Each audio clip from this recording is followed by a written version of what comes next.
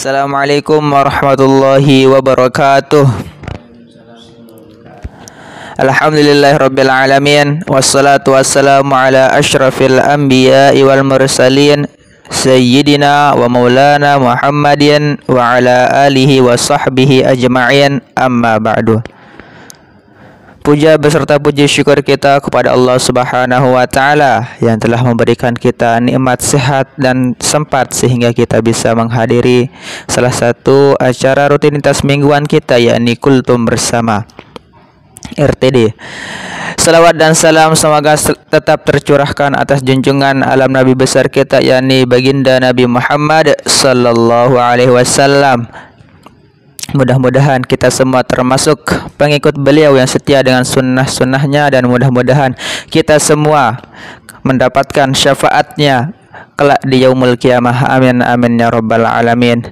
Baiklah, pada kesempatan yang berbahagia ini izinkan saya selaku moderator menyampaikan susunan acara sebagai berikut. Acara pertama yakni pembukaan. Marilah kita buka acara kita dengan bersama-sama melafazkan al-basmalah.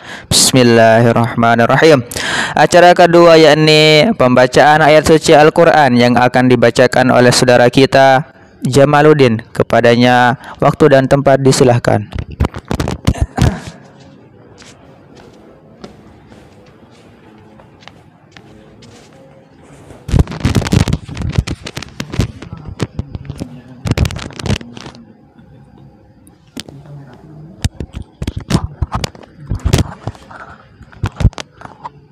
Assalamualaikum warahmatullahi wabarakatuh.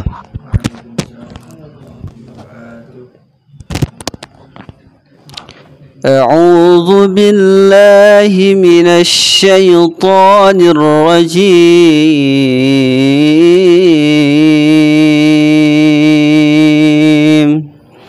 Bismillahirrahmanirrahim. والشمس وضحاها والقمر إذا تلاها والنهار إذا جلاها والليل إذا يغشاها والسماء وما بناها والأرض وما طحاها ونفس وما سواها فألهمها فجورها وتقواها قد أفلح من زكاها وقد خاب من دساها كذبت ثمود بطغواها إذ انبعث أشقاها فقال لهم رسول الله ناقة الله وسقياها فكذبوه فعقروها فدمدم عليهم ربهم بذنبهم فسواها ولا يخاف عقباها. Sadaqallahul azim. Assalamualaikum warahmatullahi wabarakatuh.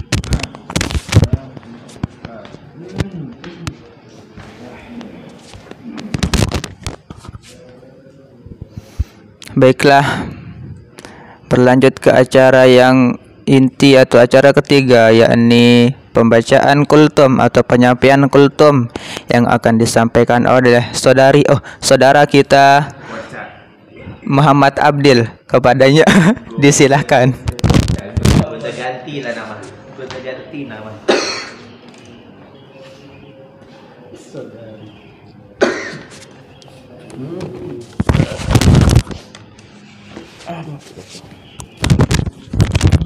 Bismillah. Assalamualaikum warahmatullahi wabarakatuh. Alhamdulillahirabbil alamin wa bihi nasta'in ala murid dunya waddin. Asyhadu an la ilaha illallah wa asyhadu anna Muhammadan abduhu wa rasuluh. Allahumma shalli ala Muhammad wa ala ali Muhammad, amma ba'du. Pertama-tama, marilah kita senantiasa meningkatkan rasa syukur kita kehadirat Allah Subhanahu wa taala, karena Dialah yang telah mempertemukan kita di tempat yang mulia ini, yaitu Masjid Darul Razak. Dan selawat serta salam tak lupa pula kita junjungkan ke baginda Nabi besar Muhammad sallallahu alaihi wasallam dengan mengucapkan lafaz Allahumma shalli ala Muhammad wa ala ali Muhammad. Semoga dengan selawat ini bisa menjadi syafaat kelak di yaumil kiamah kelak. Amin ya rabbal alamin. Dan sebelum saya menyampaikan kultum ini, saya ingin berterima kasih juga kepada MC kita yang agak sedikit sakit, yang telah memberikan kesempatan kepada saya untuk bisa memberikan bisa menyampaikan kultum pada subuh hari ini. Oke, kita langsung saja untuk kultum yang saya akan sampaikan ini tentang syirik samar yang bisa membatalkan amalan. Kita sebagai umat manusia ini tercipta di bumi ini pasti sudah jelas tujuannya adalah agar selalu beribadah kepadanya, yaitu Allah Azza wa Jalla. Dan di saat akan melakukan ibadah, maka haruslah ada satu syarat agar amal ibadah kita diterima oleh Allah Azza wa Jalla. Tak lain dan bukan, ia adalah ikhlas. Dari kata ikhlas ini, maka kita harus menjaganya, karena ikhlas perlu perjuangan, dan menjaga keikhlasan juga perlu perjuangan yang lebih. Maka segala penyakit-penyakit atau kotoran-kotoran yang bisa menghancurkan keikhlasan atau mengotori keikhlasan kita, maka kita harus hindari. Di antara penyakit yang paling berbahaya yang bisa merusak keikhlasan kita adalah dua penyakit besar, yakni riya dan ujub. Dan semacam dengan riya adalah sum'ah. Dua penyakit ini bukan menimpa orang-orang yang tidak soleh, yang tukang maksiat, tapi justru dua penyakit ini menyerang orang-orang yang soleh, yang memiliki kelebihan dalam amal soleh, yang rajin bersedekah, yang rajin sholat, yang rajin berdakwah, yang rajin ikut pengajian. Justru mereka inilah orang-orang yang rawan terkena penyakit ujub dan riya. Karena kalau pelaku maksiat, apa yang mau dia riakan? Apa sih yang mau dia ujubkan dari maksiat yang dia lakukan? Nah, di sini apa sih maksudnya riya dan sum'ah itu? Riya itu diambil dari ru'yah, yaitu melihat, kemudian dijadikan fi'il muta'addi. Sebagaimana Gurunda kasih tahu, dari kata yang memerlukan objek menjadi ro'a yaro riyaan, yang artinya memperlihatkan. Tadinya melihat menjadi memperlihatkan. Jadi riya itu artinya memperlihatkan, yaitu memperlihatkan amal soleh kepada orang lain. Dan kata-kata riya dalam Al-Quran banyak, seperti firman Allah Subhanahu wa taala, batara wa ria'an nasi, seperti orang kafir yang keluar ketika berperang dalam kondisi sombong dan riya. Quran surah Al-Anfal ayat 47. Demikian Allah Subhanahu wa taala juga berfirman, kalladzi yunfiqu malahu ria'an nasi, seperti orang yang berinfak karena riya. Di sini Allah menyebutkan kata riya. Demikian juga Allah disebutkan dalam bentuk fi'il mudhari', yura'unan nasa. Allah menyebut orang tentang orang-orang munafik yang kalau salat mereka yura'un, mereka riya. Demikian juga fawailul lil musallin alladzina hum an salatihim sahun alladzina hum yura'un. Celakalah orang-orang yang salat yang mereka lalai dalam salat mereka dan mereka melakukan riya. Quran surah Al-Maun ayat 4 sampai ayat 6. Riya adalah memperlihatkan amalan, mirip dengan sum'ah. Sum'ah artinya memperdengarkan amalan. Jadi kalau riya dengan memperlihatkan amalan, dia dengan penglihatan. Adapun sum'ah memperkenalkan amalannya kepada orang lain dengan mendengarkan. Nabi SAW juga bersabda, man samma'a samma'allahu bih. Barang siapa yang memperdengarkan amalannya karena ingin dipuji, maka Allah akan bongkar niat buruknya tersebut kepada hari kiamat kelak. Hadis riwayat Bukhari dan Muslim. Contoh, seorang yang bersedekah kemudian dia cerita, saya kemarin sedekah di sana, saya bersedekah di sini. Itu namanya sum'ah.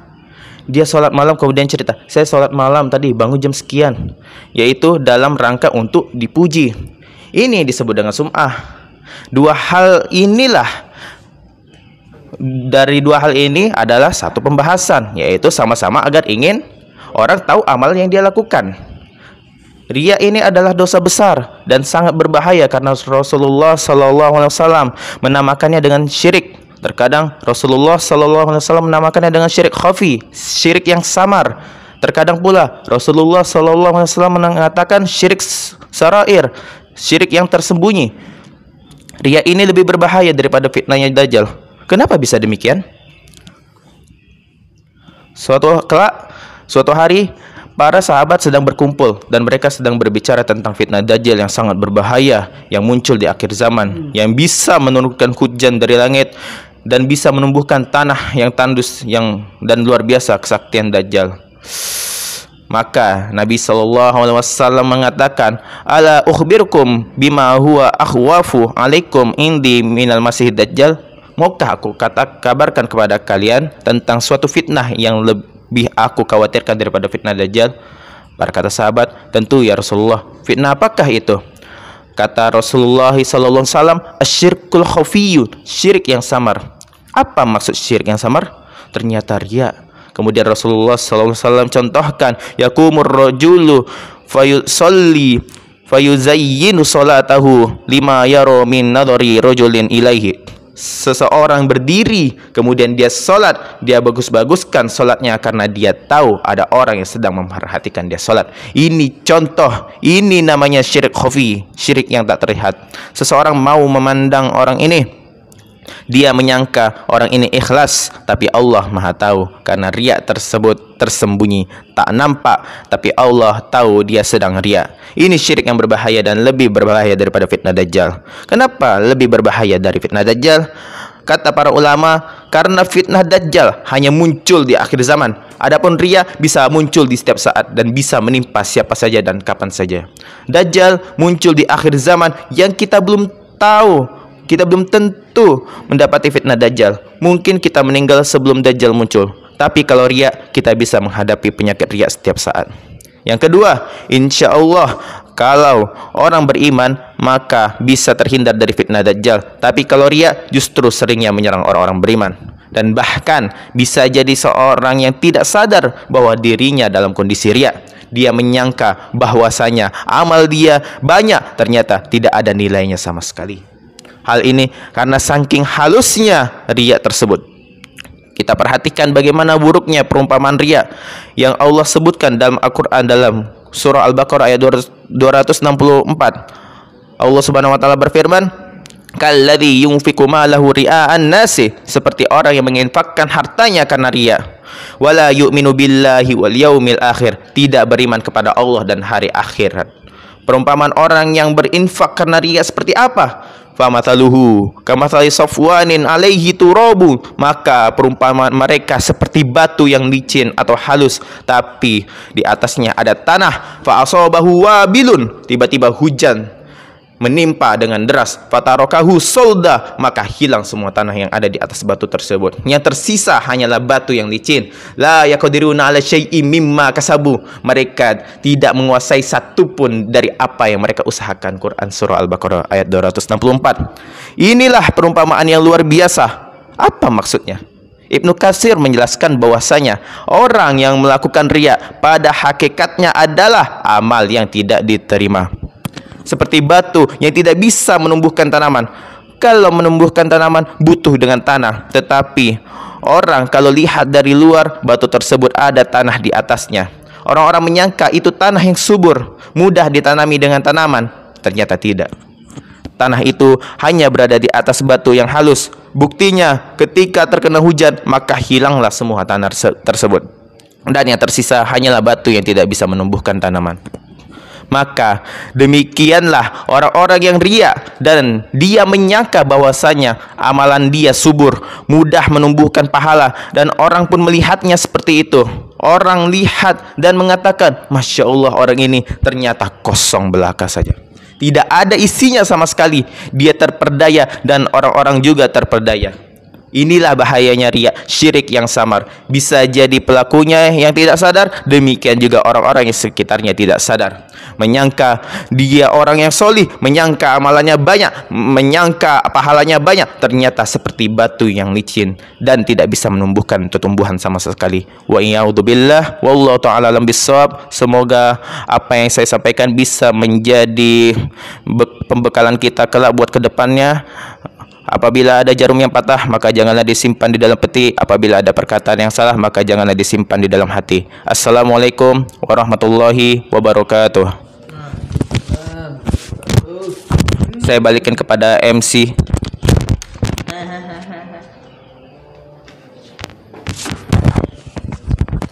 Terima kasih saya ucapkan kepada saudari Abdil yang telah membacakan kultum kepada kita semua. Mudah-mudahan apa yang disampaikan oleh saudara Muhammad Abdil bisa bermanfaat bagi kita semua, baik di dunia maupun di akhirat. Amin amin ya rabbal alamin.